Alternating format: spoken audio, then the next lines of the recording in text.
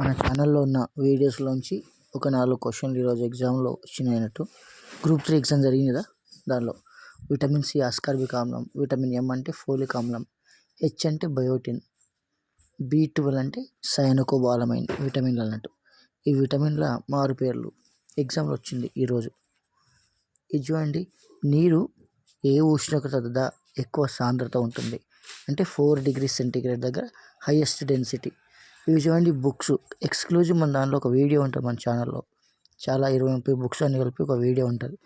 అందులో ఈ పాయింట్స్ అన్నీ ఉన్నాయి చూడండి.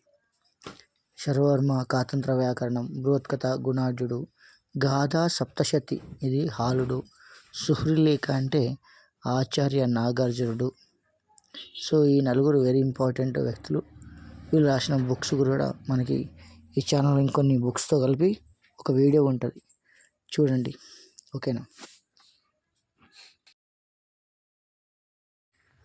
విక్రమార్జున విజయం అనే ఒక పుస్తకాన్ని పంప కవి రాశాడు. ఏ భాషలో? కన్నడ భాష లోపల.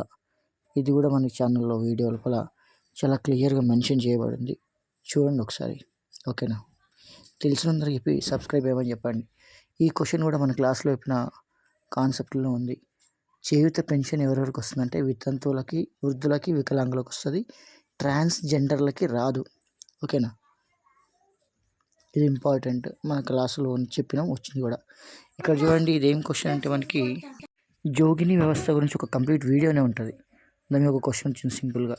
ఇది చూడండి, మనకి ఐసిడిఎస్ స్కీమ్లో బాలామృతం క్వశ్చన్, ఇది కూడా మన ఛానల్లో ఉంటుంది వీడియో.